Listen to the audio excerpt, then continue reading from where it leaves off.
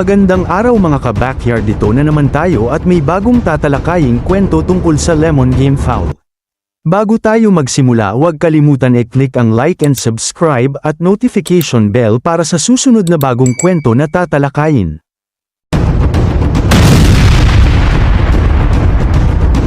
Kung anumang bagay ang may pagmamalaki ng mga local game fowl breeders, ito ay ang local bloodline ng Negros Game Fowl Stags, ang lemon, kasama ang lahat ng variations nito, mula sa Araneta Lemon 84 hanggang sa Batchoy Lemons hanggang sa Lemon Guapo.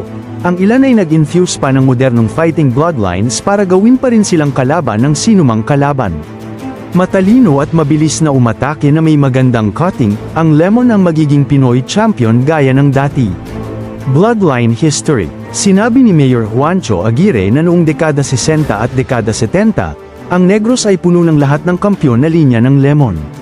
Mula sa Lemon 84, sa pinaghalong Batchoy, sa Togo, sa Masa, at sa Hinigaran Lemon.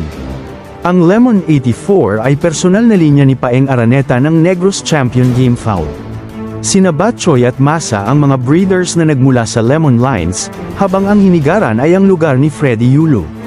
Sa kasamaang palad para sa mga breeder ng Negros, ang agham ng genetika ay hindi alam sa teknikal sa kanila, at ang pagpaparami ng mahuhusay na manlalaban at paghukay ng mga mahihinang specimen ay isang hit at miss na eksperimento sa kanila.